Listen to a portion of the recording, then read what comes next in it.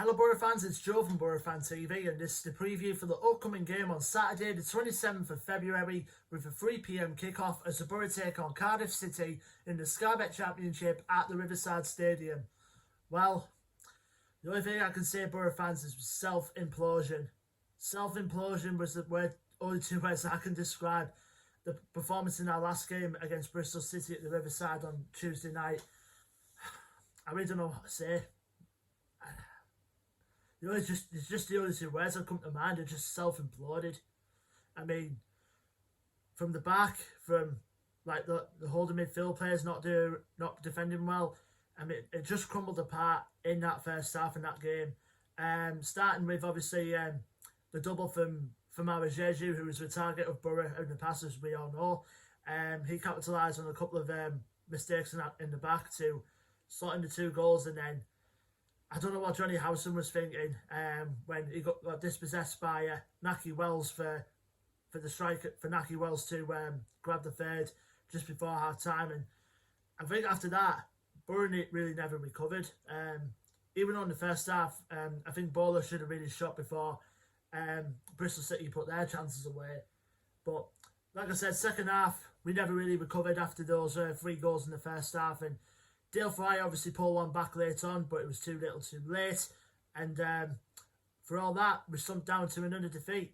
I think it's just become a problem these days with our inconsistency, which probably might end up costing us a chance to get into the playoff places by the looks of it, Boro fans. We're still currently sitting 9th in the championship going into tomorrow's game. Obviously, on the Bristol City game as well, we did lose Ashley Fletcher before the first goal due to re-aggravating his injury. We did learn through Neil Warnock's press conference today that he picked up a muscular injury and he expects Fletcher to be out of action for at least 2 to 3 weeks. So it's obviously gutting, because Fletcher was starting to pick up a little bit of form since he came back from his original hamstring injury that he picked up against Bournemouth back in August, and it's obviously sad for us to see him lose out on him again for another couple of weeks. But there is good news on the injury front though, as we found out from Warnock's press conference, is that both Marcus Tavernier and Yannick Bolasie have both returned to training.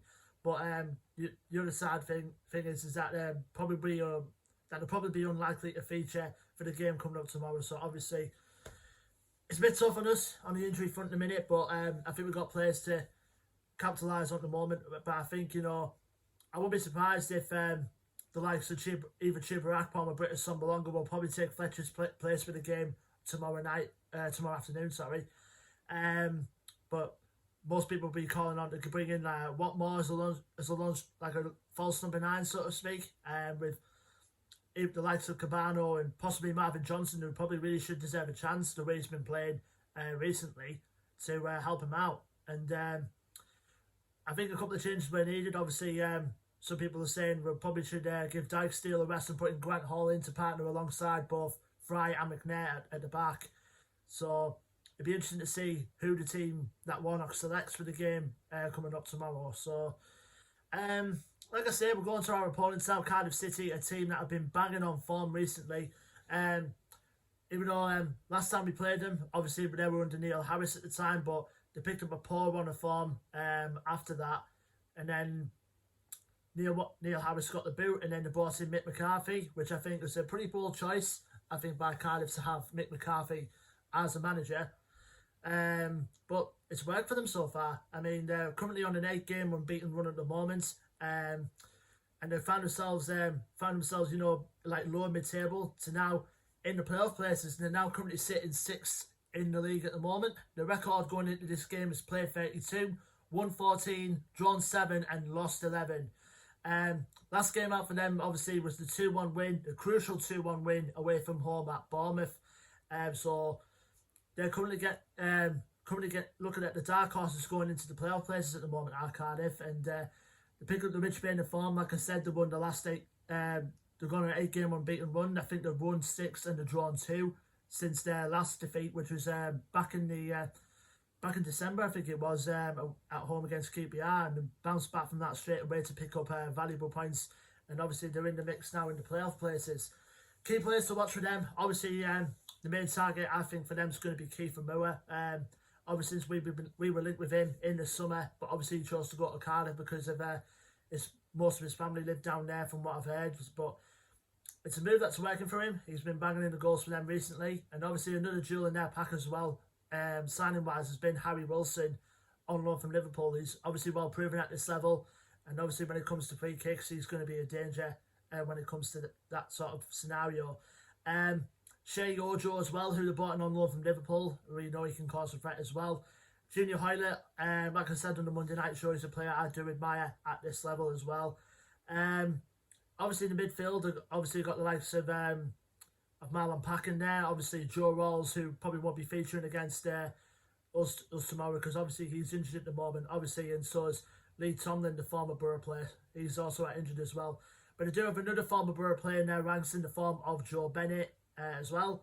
And in defence, you've got the likes of Leandro Bacuna and Sean Morrison, a defender who's currently scoring for fun at the minute. I think he scored 2 in his last 2 games. So, it'd be, Cardiff, they've done it twice before by getting into the Premier League the hard way. And it'll be a tough test for us going into the game coming up tomorrow. Now, last time we played them, we played that a 1-1 draw at the Cardiff City Stadium. That obviously George Saville put the Borough in front in the first half, and then in the 70th minute, Cardiff did equalise through Shea Ojo to lead the Borough to taking a point from the Cardiff City Stadium. Now, obviously, the Borough fans, games against Cardiff have not been easy. I think we haven't beat Cardiff in the last 5. I think, obviously, I said about the draw, and apart from that, the other 4 have all been Cardiff wins. So it's another bogey side we go up against tomorrow. So hopefully, we'll try and bounce back, and hopefully a win tomorrow will push us back into contention for the playoff places, even though we're going to be level on points with Cardiff if we do win. But I think we'll probably be staying in 7th because I think Cardiff do have the better goal difference at the moment than us. So if we win tomorrow, we'll still be back in contention because I think there's other teams are vying to climb up as well, the likes of Bournemouth and the likes of Barnsley. So crucial we pick up 3 points tomorrow, Borough fans. Leave me your thoughts and predictions for this game in the comment section below. Don't forget to like, share and subscribe.